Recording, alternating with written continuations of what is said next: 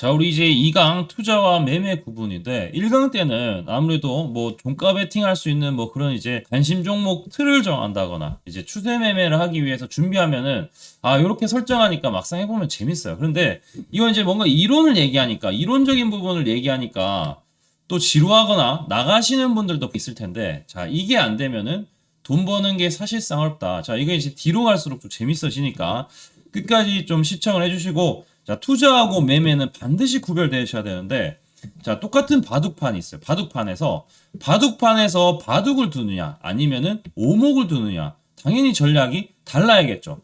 그러면은 주식을 한다고 해서 증권판에 뛰어들었는데, 주식을 하는데 주식 매매를 하느냐, 아니면은 주식 투자를 하느냐, 부동산 매매를 하느냐, 부동산 투자를 하느냐, 사실상 우리가 자세히 보면은 내용이나 전략이 다르다는 거죠.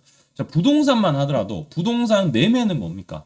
우리가 강남의 아파트를 5억에 샀는데, 자, 15억에 팔았다. 그럼 시세 차익이 10억 남는 거죠. 단기적인 뭐 트레이딩, 매매, 시세 차익을 노린다는 거죠. 부동산 투자, 말 그대로 건물을 샀어요. 건물을 샀다. 건물을 하면 임대료 얼마 나가고 하는 것들 받을 게 있죠. 그 다음에 이자가 얼마 나간다, 뭐 그런 게 있을 거 아니야.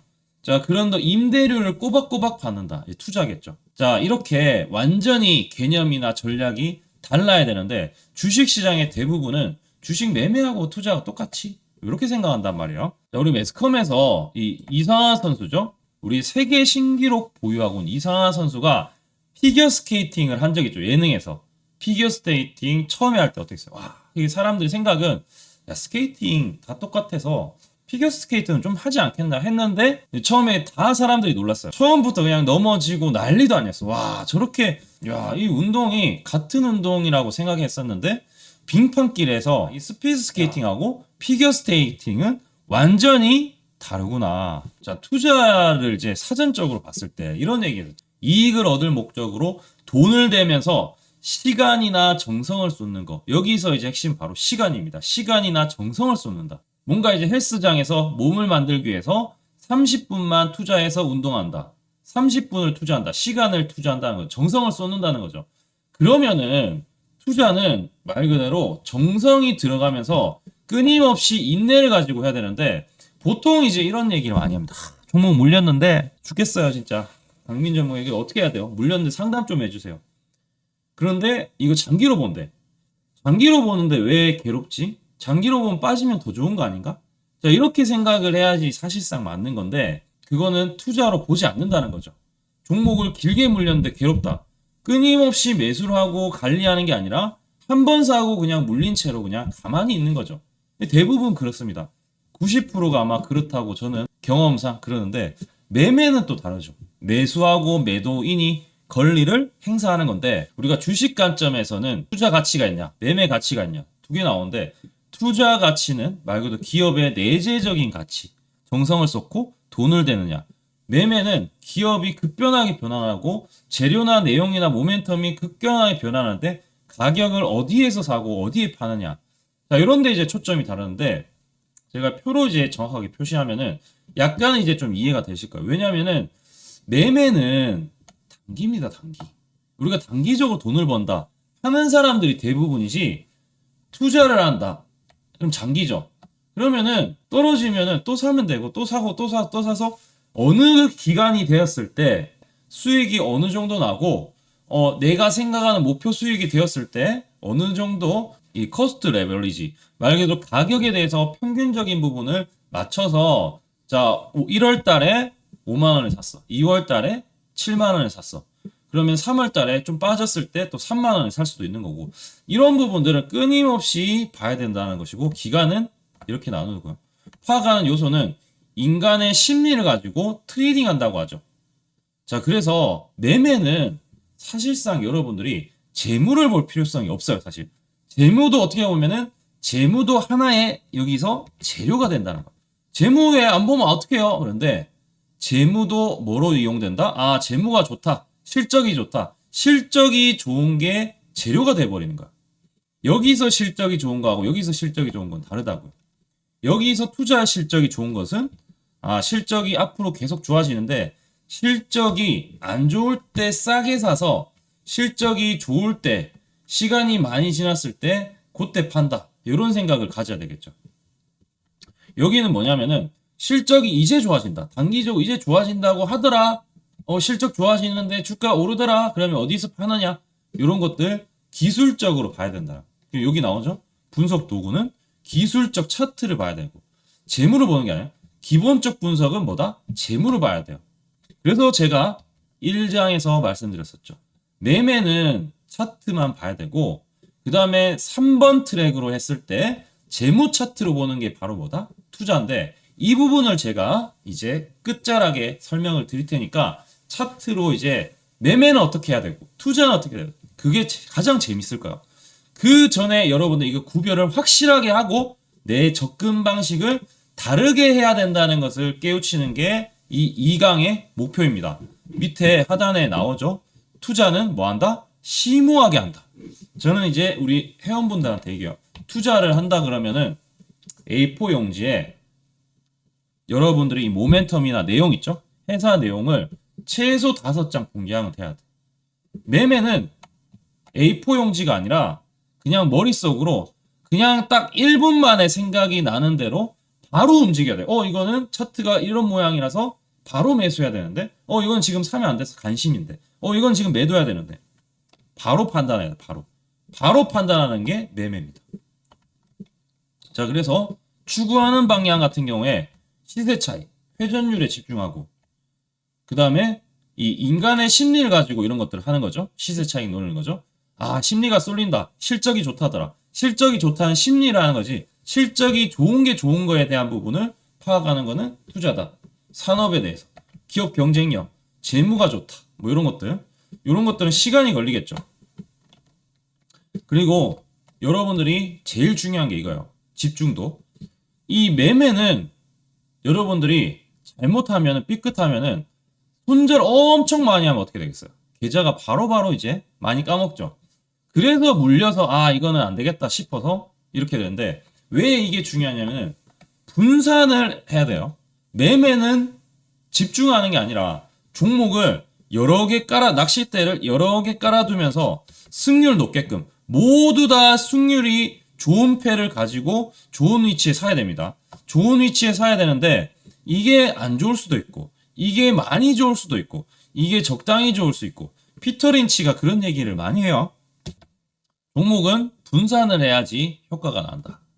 자, 시간에 대한 부분 있죠. 요것만 샀어. 한 개만 샀는데 이게 안 올라가거나 망가지면 어떻게 돼?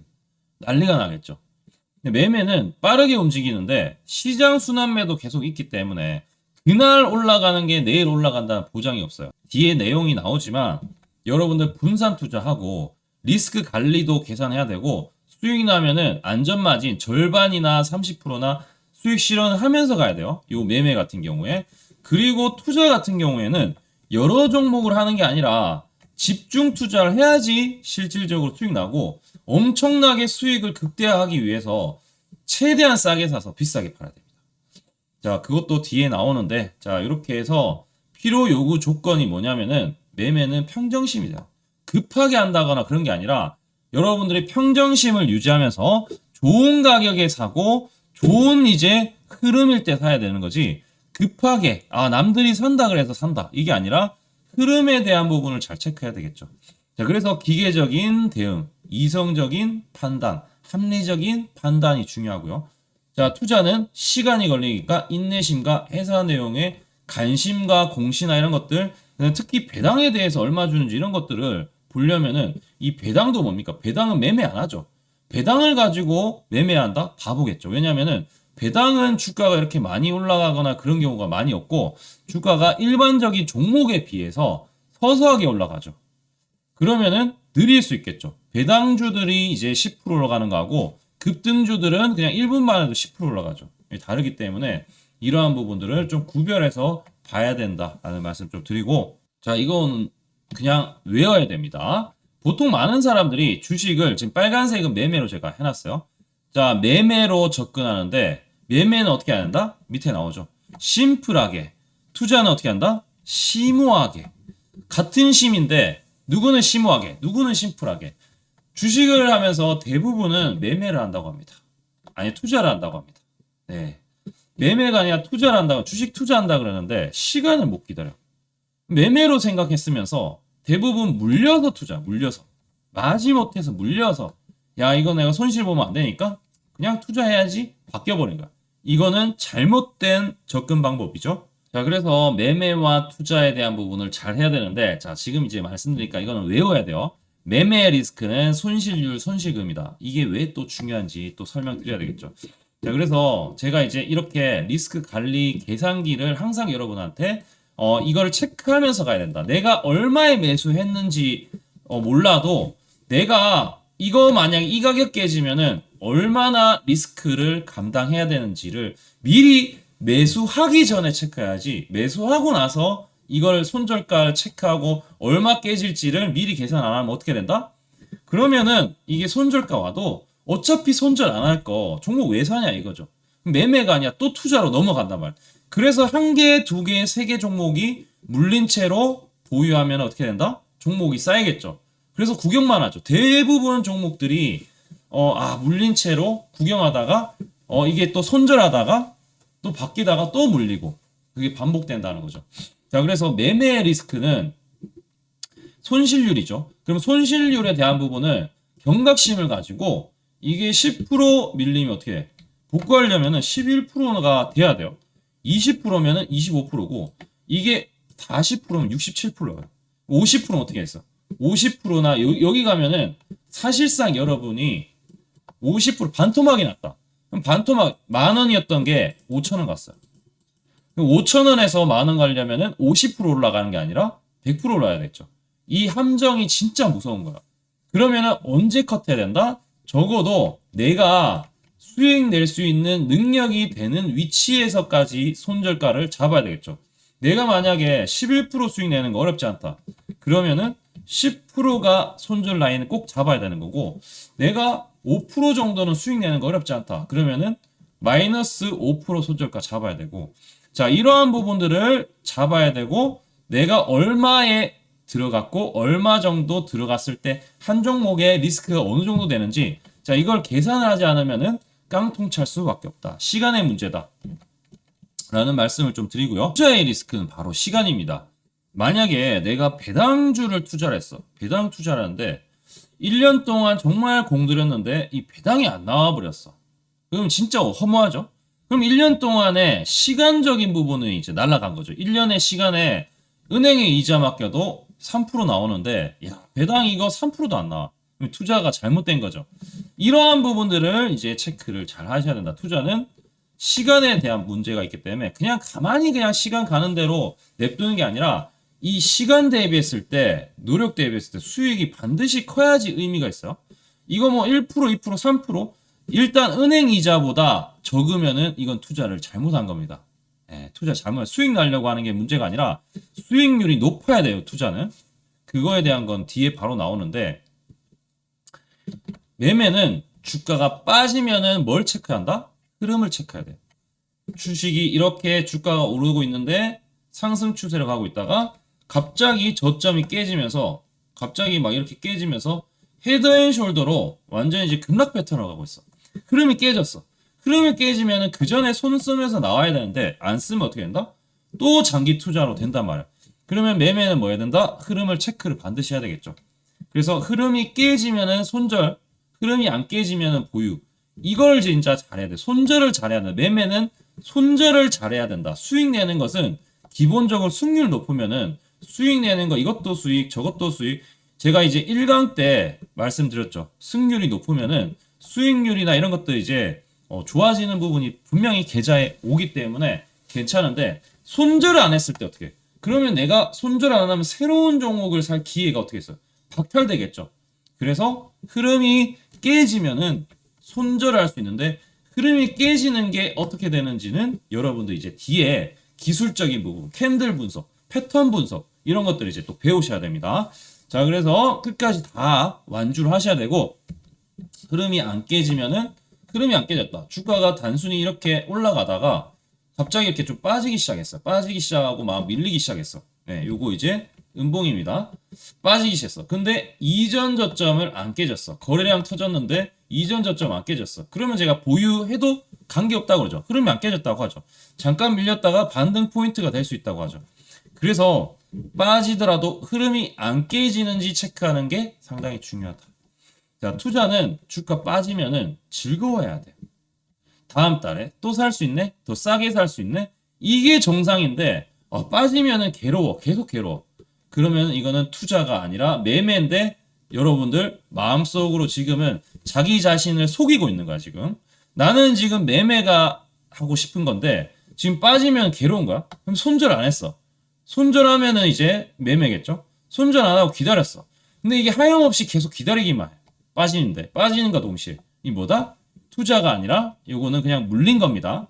네, 투자 아니에요. 투자는 뭐다? 물려도 괜찮아. 또 사. 더 빠져? 또 사. 어차피 다음 달 올랐어. 아이고 이때는 안 사야지.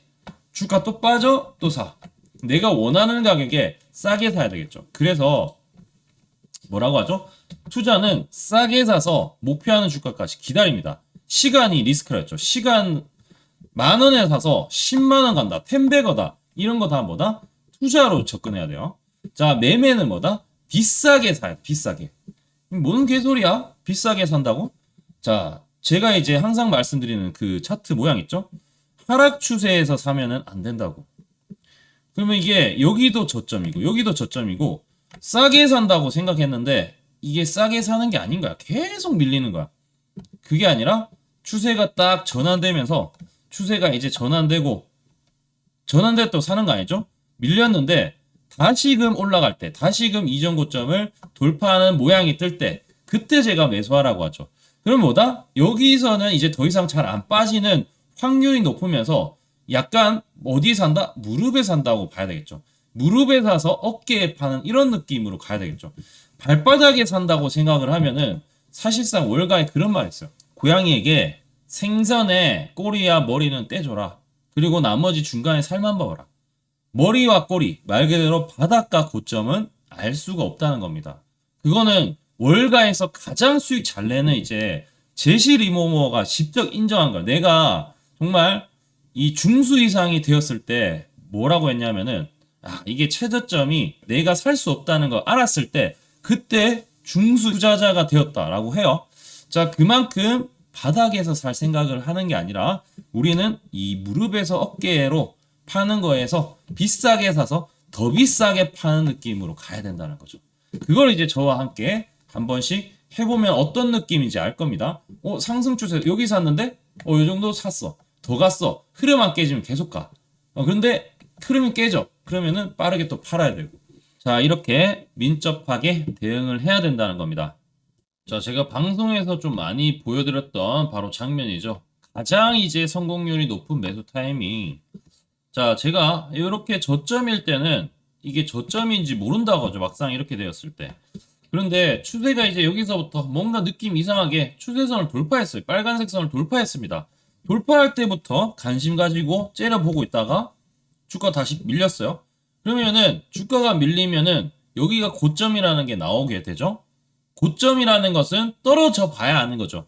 그러면은 이 고점 라인을 다시금 소환하면서 돌파를 한다면은 그때부터 본격적으로 날아가는 부분이 많은데 제가 그래서 이러한 타점을 잡으면은 괜찮다고 요거 외우라고 했죠. 요건 외우셔야 되고 바로 매매죠. 매매.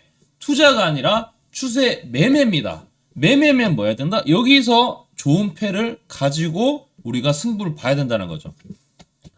자, 여기서 샀다고 해서 무조건 수익 나는 건 아니에요. 근데 여기서 수익 날 확률이 제일 높으니까 그래서 말씀드린 거고 여기서 사서 이제부터 그 다음부터는 이제 패가 가라앉기도 하고 그럼 나오면 되는 거고 자, 만약에 여기서 흐름 타고 계속해서 이전 고점을 돌파하면 뭐 한다? 가지고 가면 어떻게 된다? 수익률이 어떻게 된다? 극대화 되겠죠. 자, 이러한 부분들을 초점을 잡고 움직여야 되는데 자, 지금 보시는 게 K카라는 종목입니다. 중고차죠. 자, 어떠한 종목인지는 관심이 없어요. K카든 뭐든 이게 재료에 대해서는 여러분들 오히려 감추는 게 좋고 자, 이건 381970이라는 뭐 무슨 재수번호처럼 자, 이 종목은 어떠한 종목인데 무슨 종목인지 차라리 모르는 게 좋습니다. 자, 그러면은 이 종목이 고점이 어딘지를 무조건 찾아야 됩니다. 고점은 25,700원이고 그 다음에 최저점은 9,200, 최저점은 9,260원입니다. 자, 그러면은 여기와 여기 사이에 추세선을 딱 긋게 되면은, 자, 다음 시간에 추세선 배우겠죠? 추세선을 이제 딱 그었을 때, 자, 이 부분, 아까 잠깐 제가 보여드렸던 부분에서 상승 추세로 전환했죠, 여기서부터. 상승 추세로 전환하기 시작하려고 하는데, 자, 주가 빠졌습니다. 그러면은 자연스럽게 여기가 고점이 되죠. 그러고 나서 여기서부터 어떻게 된다?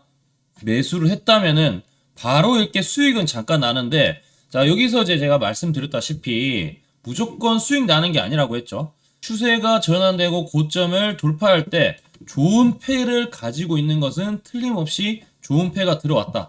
그럼 이걸 가지고 흐름이 계속해서 이렇게 가면은 괜찮은데 흐름이 깨져버렸어. 다시 깨져버렸어. 깨질 때 어떻게 한다? 깨질 때 거래량이 동반되었던 이 저가 라인이 안 깨지면은 나는 기다려본다 하시는 분들은 기다리는 거고, 나는 이것까지 밀리는 게 그냥 나는 손절을 그 전에 해버리고 다른 걸로 갈아타겠다. 그건 이제 여러분들 선택의 영역이죠. 자, 그렇게 했을 때 시간이 지나니까 흐름을 타고 이렇게 또 고점을 돌파했습니다. 자, 이러한 부분을 봤을 때, 아, 내가 이거는 약간 좀 비싸게 사더라도 더 비싸게 팔 생각을 해야 되겠구나. 또는 기다렸다가 추세가 전환되었을 때 그때 접근해서 이전 고점 돌파할 때 그때 승부를 봐야 되겠다. 자, 이런 식으로 매매는 엄청나게 이렇게 큰 수익을 나는 것은 정해진 게 아니라 하는 거에 따라서 달라진다. 자, 이렇게 보시면 되고, 자, 투자 이거는 이제 바로 매매고요. 자, 2번이 바로 매매고, 투자는 어떻게 한다? 제가 얘기했죠. 싸게 사서 최대한 비싸게 팔아야죠. 자, 대표적인 게 카카오입니다. 카카오는 주가 어떻게 했다? 주가가 엄청나게 2021년에 올랐습니다. 매출액이 이때 올랐을 때 항상 체크하는데 이 정도 됩니다. 그래서 이 재무 차트를 막대로 하는 게 좋습니다. 자, 재무 차트 봤을 때, 자, 여기 오른쪽에 수평선을 한번 그어보세요. 수평선을 이제 매출이 가장 좋았을 때, 가격이 가장 높았을 때 매출 하나 찍고, 그 다음에 하단에 바로 영업이익인데 영업이익까지 한번 찍어보세요. 그러면은 17만원일 때 매출이 이 정도인데 지금은 이제 5만원입니다. 5만원인데 지금 매출이 훨씬 더 좋아. 그럼 이론적으로 봤을 때 이게 17만원은 아니더라도 근처에 와 있어야 정상인데 과도하게 이때에 비해서 상대적으로 많이 빠졌다. 그러면 여러분들이 뭐 할 수 있다? 아, 여기서 매매를 할 때는 카카오를 비싸게 사서 더 비싸게 파고 추세 따라 가는 건데, 투자는 반대로 주가가 많이 밀리면 밀릴수록, 그런데 실적은 오히려 더 좋아. 좋으면 더 좋은 것들 찾는 게 더 유리하겠죠. 뭐 예를 들어서 CJ 같은 경우에는 이게 말도 안 되게 매년 성장을 합니다. 영업이익이 엄청나게 성장하는데 이제 기업 밸류 프로그램 때문에 뭔가 혜택을 좀 보려고 해요. 자, 그래도 이게 5만원에서 10만원밖에 안 올랐어. 그런데 이론적으로 봤을 때 우리가 이게 30만원 했던 주가가 영업이익이 이제 어느 정도였냐면 이 정도인데, 지금 보시면은 영업이익이 2024년이죠. 요 날인데 2배 이상의 영업이익이 좋습니다. 2배 이상의 영업이익이 좋은데 주가는 30만원인 게 아직까지 10만원 있어요. 그러면 이게 이론적으로 30만원 올라도 이상하지 않다는 거죠.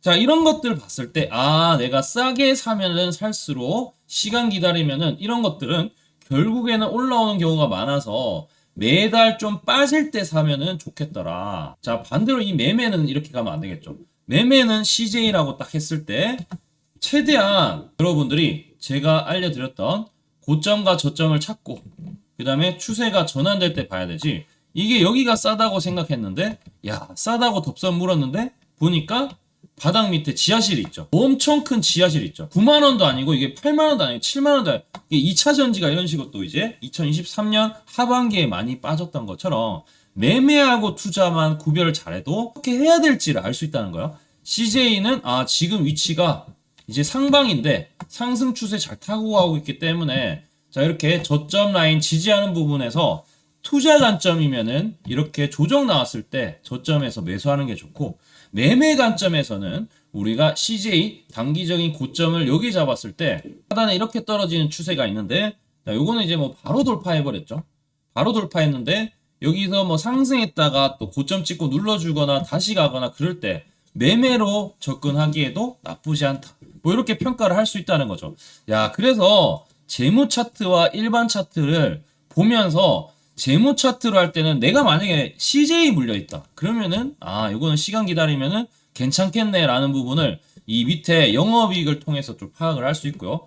반면에 매매를 봤을 때는 당연히 그런 거 재무를 보는 게 아니라 지금 흐름이 어떤지를 파악하는 게 급선무다. 자, 이제 완전히 접근 방식을 깨우쳤죠. 자, 그리고 여러분들이 투자할 때 배당을 봐야 되는데, 배당을 이제 봐야 되는 거는 뭐냐면은 이게 한 주당 얼마만큼 주는지가 일정하게 계속 유지되는 걸 잘 봐야 돼요. 배당 수익률이 많이 나온다 이런 것들보다도 배당 수익이 많이 나오면 좋겠죠. 제일 좋은데, 자, 매년 그럴지는 솔직히 장담할 수가 없습니다.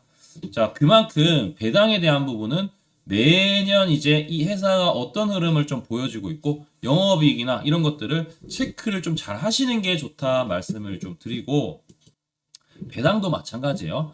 자, 배당 많이 주는 기업들 하나만 좀 골라보라 그러면은 뭐 적당히 많이 주는 거 삼성카드가 있는데, 삼성카드는 이거 보시면은 이건 완전히 미쳤죠. 자, 삼성카드를 잠깐 보겠습니다. 주가가 미친 듯이 올라갔어요.